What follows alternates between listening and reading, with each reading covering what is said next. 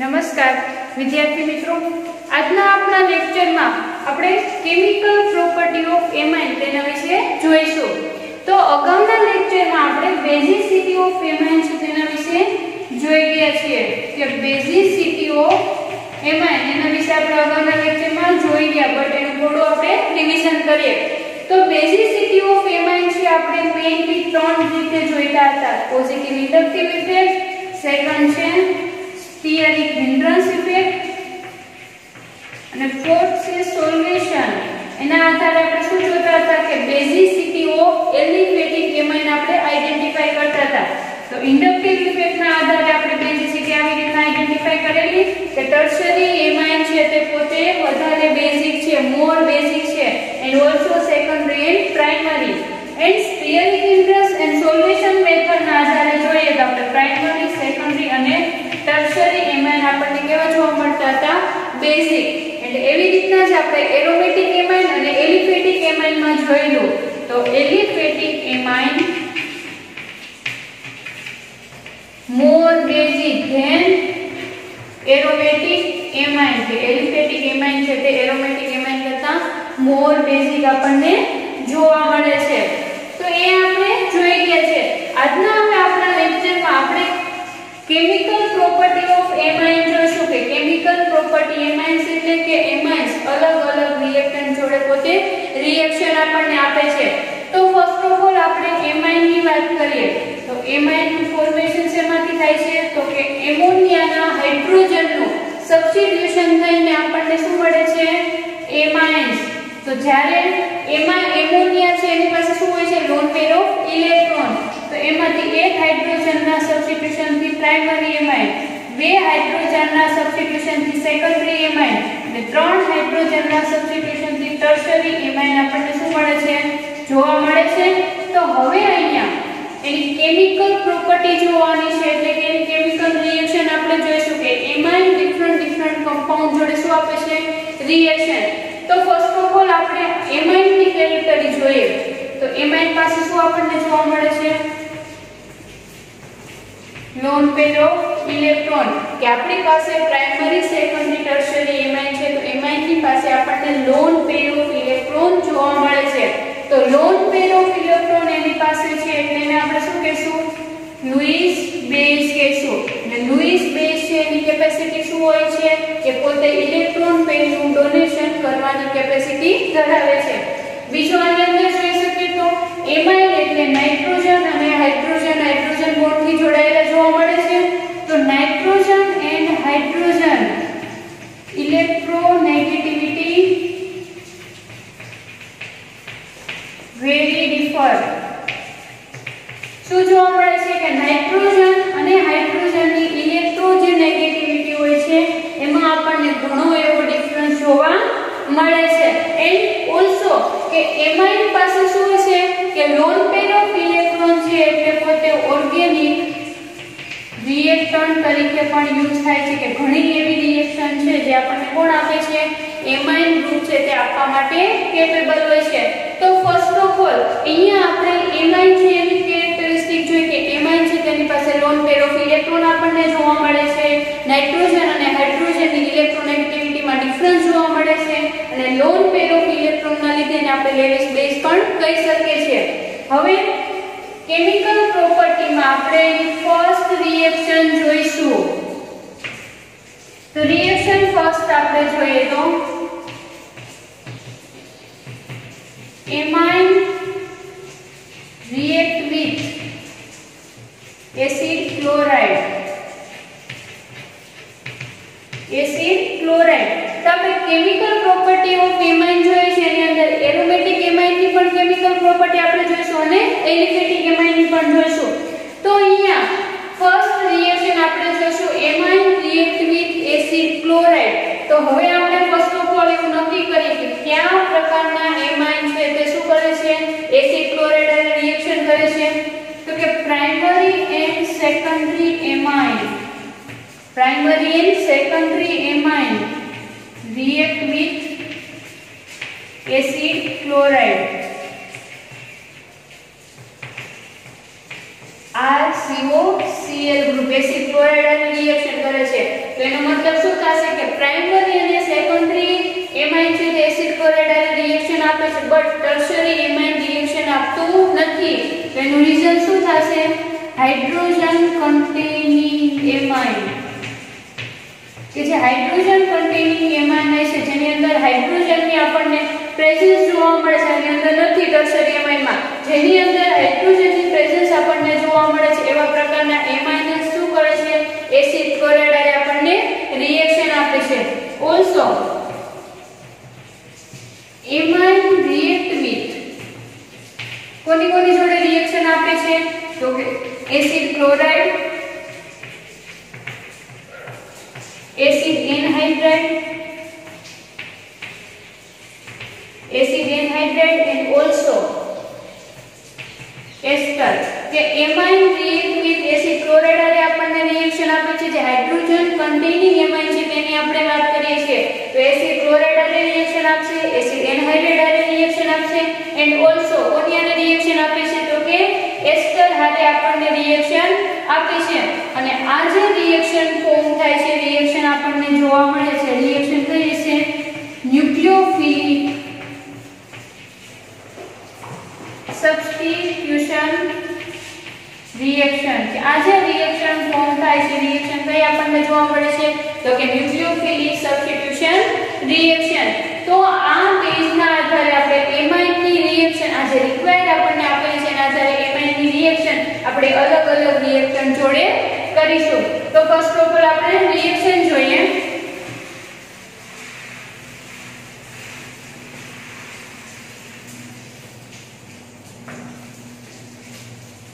તો primary amine example લઈએ. RNH2 react with, અને શું કહેશું આપણે? Primary amine react with RCOCl acid chloride. તો એસિડ ક્લોરાઇડ હારે પ્રેઝન્ટ વિથ બેઝ શું થાય છે કે આપણે એસિડ ક્લોરાઇડની કોઈ પણ એમાઇન જોડે રિએક્શન કરીએ તો પ્રેઝન્સ ઓફ બેઝ લઈએ છીએ, અને બેઝ તરીકે મોસ્ટ ઓફ આપણે PDE નો યુઝ કરીએ છીએ. તો અહીંયા આપણે જે રિએક્શનમાં બેઝ નો યુઝ કરીએ છીએ. તો શા માટે? કારણ કે જ્યારે આપણે એસિડ ક્લોરાઇડ હારે એમાઇનની રિએક્શન આપીએ છીએ ત્યારે રિએક્શનમાં એઝ અ બાય પ્રોડક્ટ આપણને હાઇડ્રોક્લોરિક એસિડ મળે છે. તો હાઇડ્રોક્લોરિક એસિડ આપણને જ્યારે પ્રોડક્ટ સાથે મળે છે ત્યારે પ્રોડક્ટમાં HCl પોતે મિક્સઅપ ના થઈ જાય, અથવા ઈઝીલી આપણે હાઇડ્રોક્લોરિક એસિડનું તમે સેપરેશન કરી શકો છો જે બાય પ્રોડક્ટ મળે છે. એટલા માટે આપણે બેઝનો એઝ અ રિએક્શન હારે આપણે યુઝ કરીએ છીએ. તો આપણને ક્વેશ્ચન થાય કે જ્યારે પ્રાઇમરી એમાઇનની એસિડ ક્લોરાઇડ હારે રિએક્શન થશે, એટલે કે amine react with acid chloride, ત્યારે આપણને હંમેશ પ્રોડક્ટ શું મળશે? એમાઇડનો ડેરિવેટિવ મળે છે.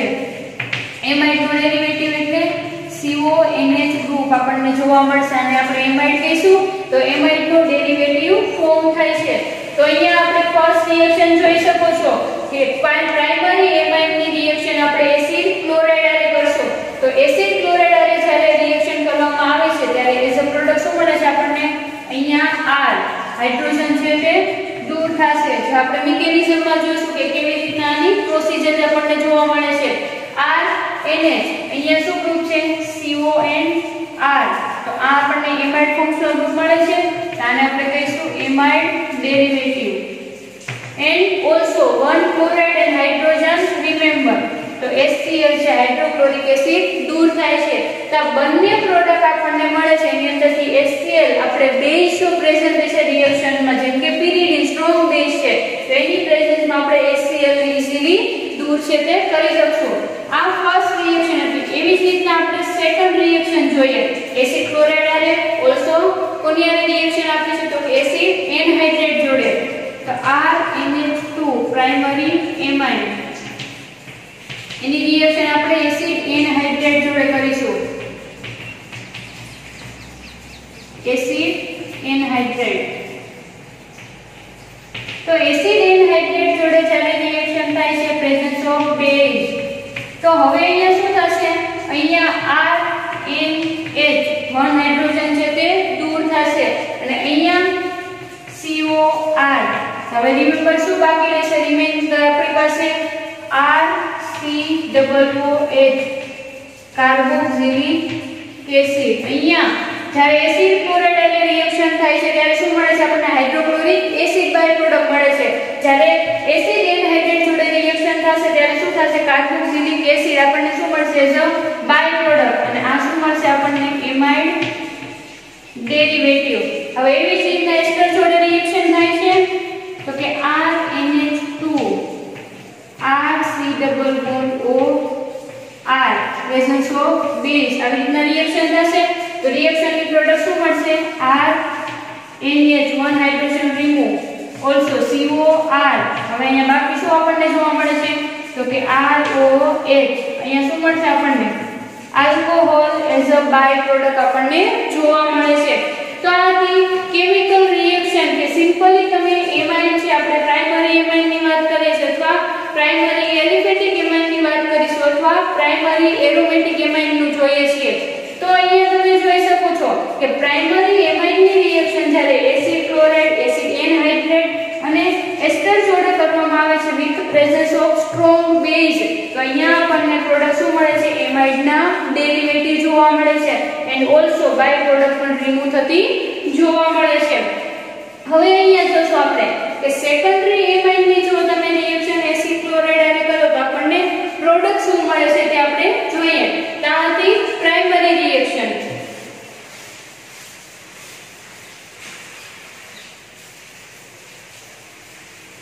તો એવી જ રીતના આપણે સેકન્ડરી એમાઇન ની રિએક્શન કરી શકીએ તો કે RNHR આને શું કહેશું આપણે સેકન્ડરી એમાઇન। સેકન્ડરી એમાઇન ની કઈ રિએક્શન કરશું આપણે એસિડ ક્લોરાઇડ જોડે RCOCl with presence of base તો આપણને પ્રોડક્ટ શું મળશે તો કે R2 અહીંયા N મળશે આપણને અહીંયા હાઇડ્રોજન દૂર થશે બીકોઝ ઓફ બાય પ્રોડક્ટ આપણને HCl મળશે તો એ પ્રોડક્ટ શું મળશે R2NCOR આવી રીતના આપણને ડેરિવેટિવ ફોર્મ થાય છે એન્ડ ઓલ્સો HCl આપણને જોવા મળે છે। તો આ એની સિમ્પલ રિએક્શન હતી કે આવી રીતે આપણે જે રિએક્શન કરી શકીએ છીએ। તો હવે આ રિએક્શનના બેઝ ઉપર આપણે જે પ્રાઇમરી એમાઇન ની રિએક્શન કરી એના આપણે એક્ઝામ્પલ જોઈએ તો એક્ઝામ્પલ કેવી રીતના આપણને જોવા મળશે તો કે પ્રાઇમરી એમાઇન તરીકે ધારો કે CH3 NH2 મિથાઇલ એમાઇન લેશે। મિથાઇલ એમાઇન છે એની CH3COCl એસિટાઇલ ક્લોરાઇડ જોડે રિએક્શન આપીશ તો મિથાઇલ એમાઇન ની જ્યારે એસિટાઇલ ક્લોરાઇડ આવી રિએક્શન પ્રેઝન્સ ઓફ બેઝ થાય છે આ એ જ રિએક્શન છે જે આપણે હમણાં ની કોમન રિએક્શન R ગ્રુપ તરીકે આપણે CH3 એટલે કે મિથાઇલ ગ્રુપ લીધેલું છે તો એની પ્રોડક્ટ જોઈએ તો શું મળશે CH3 NHCOCH3 અને દૂર શું થશે અહીંયા HCl। હવે આનું નેમ શું થશે તો કે આપણી પાસે એમાઇડ ફંક્શનલ ગ્રુપ છે NHCO એટલે એમાઇડ ફંક્શનલ ગ્રુપ છે તો નાઇટ્રોજન જોડે કોણ જોડાયેલું છે તો કે મિથાઇલ ગ્રુપ તો એ નોમેનક્લેચર શું થશે N મિથાઇલ અને અહીંયા બે કાર્બન આપણને જોવા મળે છે એટલે N મિથાઇલ એસિટામાઇડ આપણને આવી રીતના પ્રોડક્ટ મળશે। હવે ઓલ્સો R ગ્રુપ તરીકે આપણે C2H5 લઈશું એની રિએક્શન જોઈએ તો C2H5 NH2 ethanamine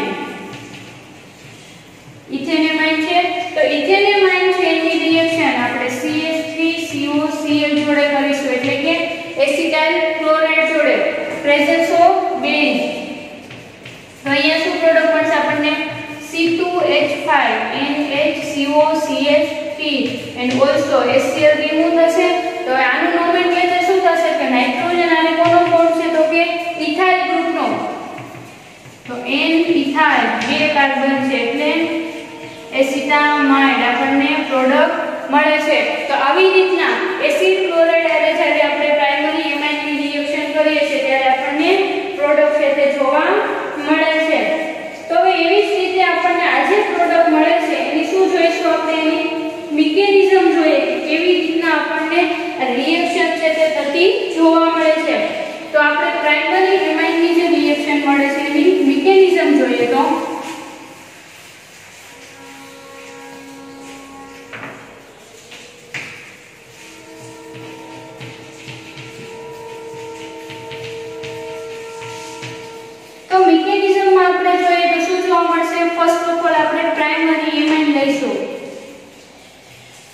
R N અહીંયા હાઇડ્રોજન પ્રાઇમરી એમાઇન પાસે શું હોય છે તો કે લોન પેર આપણને જોવા મળે છે। હવે પ્રાઇમરી એમાઇન ની રિએક્શન આપણે કોની જોડે કરીએ છીએ તો કે એસિડ ક્લોરાઇડ જોડે।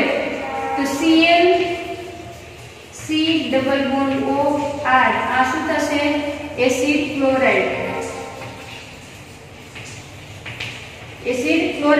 હવે અહીંયા તમે રિએક્શનમાં જોઈ શકો છો આપણને શું જોવા મળશે અહીંયા હાઇડ્રોજન અને ક્લોરીન બે શું કરે છે બોન્ડ છે તે પ્રિપેર કરે છે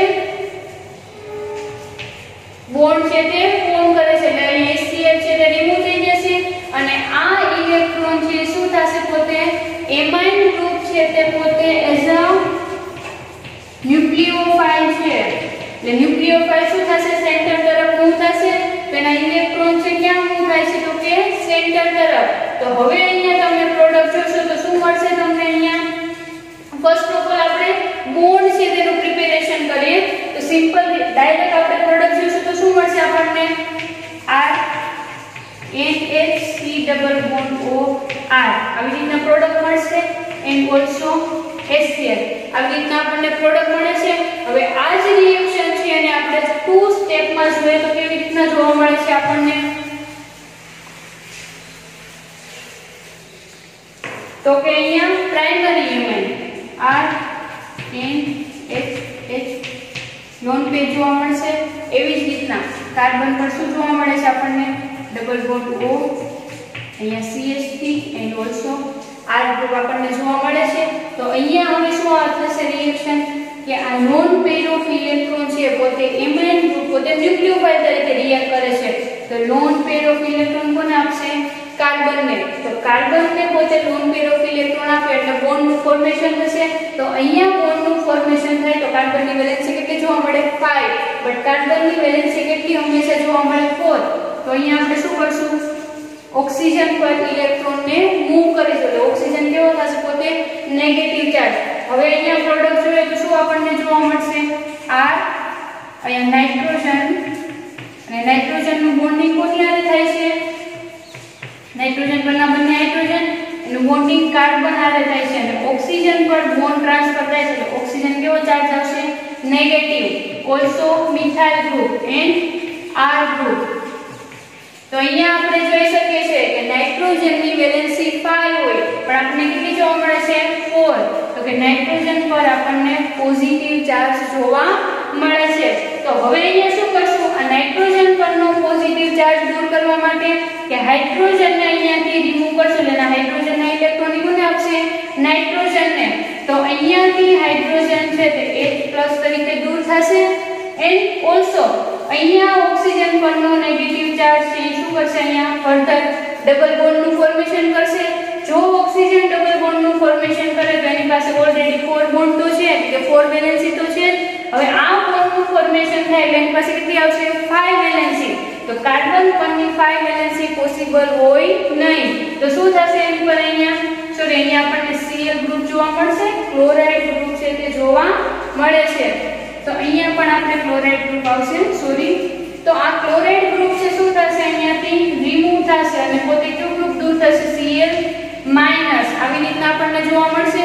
હવે આપણે પ્રોડક્ટ જોઈએ તો શું જોવા મળશે R N આ હાઇડ્રોજન શું કરે છે એના ઇલેક્ટ્રોન નાઇટ્રોજનને આપીને દૂર થાય છે પોતે H+ દૂર થાય એટલે આનો પોઝિટિવ ચાર્જ દૂર થશે।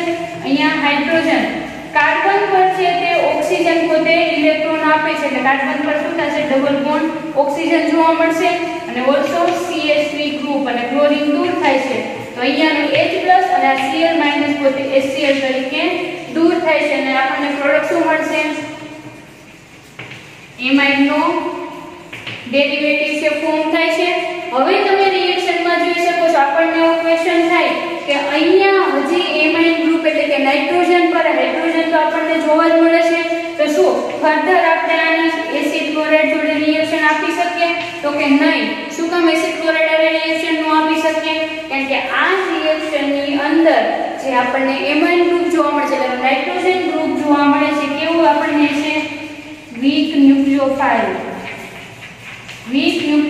તરીકે જોવા મળે છે। એટલે વીક ન્યુક્લિયોફાઇલ છે એટલે કે પોતે એમાઇડ જોડે શું કરે છે કે રિએક્શન આપશે ને એટલે એમાઇડ એટલે કે પ્રાઇમરી એમાઇડ છે તે એસિડ ક્લોરાઇડ હારે રિએક્શન આપે છે બટ એમાઇડના જે ડેરિવેટિવ ફોર્મ થાય છે એ એસિડ ક્લોરાઇડ જોડે રિએક્શન આપતા નથી. તો અહીંયા આપણને પ્રોડક્ટ શું મળતી હોય કે અહીંયા એમાઇડના ડેરિવેટિવ જ્યારે સ્ટેપ રિએક્શન કરીએ છીએ ત્યારે આપણને એમાઇડના ડેરિવેટિવ છે તે ફોર્મ થાય છે. તો અહીંયા હવે એમાઇડનો ડેરિવેટિવ ફોર્મ થાય છે તે જોઈએ તો આપણે આની મિકેનિઝમ હતી. તો એમાઇડના ડેરિવેટિવ આવી રીતના ફોર્મ થશે R અહીંયા નાઇટ્રોજન અહીંયા કાર્બન ડબલ બોન્ડ જોવા મળશે CO એન્ડ ઓલસો અહીંયા શું ગ્રુપ જોવા મળશે R ગ્રુપ આવી રીતના આપણને જોવા મળે છે. તો અહીંયા આપણે જોઈ શકીએ છીએ કે નાઇટ્રોજન પર આપણને શું જોવા મળશે પેર ઓફ ઇલેક્ટ્રોન જોવા મળે છે. હવે આનું આપણે રેઝોનેટિંગ સ્ટ્રક્ચર પણ જોવા મળે તો કેવી રીતના જોવા મળશે તો કે આ નોન પેર ઓફ ઇલેક્ટ્રોન છે કાર્બન અને નાઇટ્રોજન પર ડબલ બોન્ડ નું ફોર્મેશન કરે. જો ડબલ બોન્ડ નું અહીંયા ફોર્મેશન કરે તો કાર્બનની વેલેન્સી કેટલી થાય 5 પણ કાર્બનની 4 વેલેન્સી હોય તો શું થશે ઓક્સિજન છે ઇલેક્ટ્રોન લઈ લેશે. તો આપણને પ્રોડક્ટ શું મળે તો કે R અહીંયા nitrogen H double bond carbon oxygen પર નેગેટિવ ચાર્જ અને અહીંયા R ગ્રુપ આવી રીતના આપણને જોવા મળે પણ નાઇટ્રોજન પર શું થશે પોઝિટિવ ચાર્જ ફોર્મ થશે. તો એમાઇડ નું જે આપણને સ્ટ્રક્ચર મળે છે એમાઇડના ડેરિવેટિવ એના બંને ફોર્મમાં આપણે એને લખી શકીએ છીએ કે એનો ડબલ બોન્ડ છે એનો ટ્રાન્સફર થતો આપણને જોવા મળે છે. તો આવી રીતે આપણે એરોમેટિક એમાઇડ હોય છે તેના માટે પણ લખી શકીએ છીએ અથવા આપણે એસિડ એનહાઇડ્રેટ જોડે આપણે કોની મિકેનિઝમ જોઈ કે પ્રાઇમરી એમાઇડ છે એની એસિડ ક્લોરાઇડ હારે તમે રિએક્શન આપો તો આપણને એમાઇડના ડેરિવેટિવ મળે છે.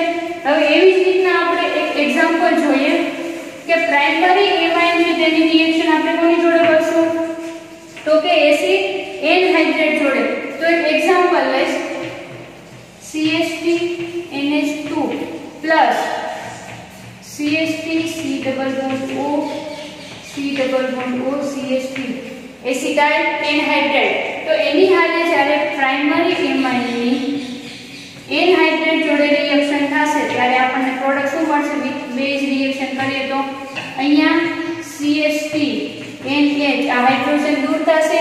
સેમ એજ આપણે એસિડ ક્લોરાઇડની મિકેનિઝમ જેવી રીતના પ્રોસીજર જોવા મળશે NH અહીંયા C double bond O CH3 તો કે એમાઇડ ડેરિવેટિવ આપણને મળે છે પણ આનું તો નોમેનક્લેચર આપણે કરી શકીએ. R ગ્રુપ આપણને આપેલું છે તો નાઇટ્રોજન જોડે શું આપેલું છે નાઇટ્રોજન જોડે મિથાઇલ ગ્રુપ છે એન્ડ ઓલસો એસિટાઇલ ગ્રુપ એટલે એસિટામાઇડ આપણને જોવા મળશે અને રિમૂવ શું થશે CH3COOH એટલે કે એસિટિક એસિડ આપણને પ્રોડક્ટ જોવા મળશે કે આપણે જ્યારે પ્રાઇમરી એમાઇડની એસિડ એનહાઇડ્રેટ સાથે રિએક્શન કરીએ તો પણ આપણને એવી જ રીતના પ્રોડક્ટ છે તે જોવા મળે છે.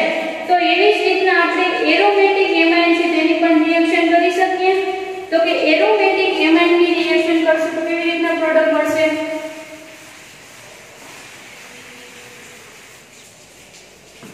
તો C6H5NH2 એરોમેટિક એમાઇડ. તો એરોમેટિક એમાઇડ છે એની એસિડ ક્લોરાઇડ સાથે રિએક્શન કરે શું થાય CH3COCl એસિડ ક્લોરાઇડ સાથે રિએક્શન આપશે. તો એસિડ ક્લોરાઇડ સાથે જ્યારે એની રિએક્શન થાય ત્યારે આપણને શું જોવા મળશે તો કે અહીંયા C6H5NH આ હાઇડ્રોજન દૂર થશે અને શું બનાવશે HCl presence of base reaction થાય છે અને અહીંયા COCH હવે આનું નેમ શું થશે તો કે નાઇટ્રોજન જોડે કયું ગ્રુપ જોડાયેલું છે C6H5 એટલે કે N ફિનાઇલ એન્ડ ઓલસો આ ગ્રુપને શું કહીશું આપણે એસિટામાઇડ. હવે એવી જ રીતના આપણી પાસે એરાઇલ એમાઇડ છે એટલે કે C6H5NH2 એની આપણે એસિટિક એનહાઇડ્રેટ જોડે રિએક્શન કરશું તો એસિટિક એનહાઇડ્રેટ જોડે રિએક્શન આવી રીતના થશે.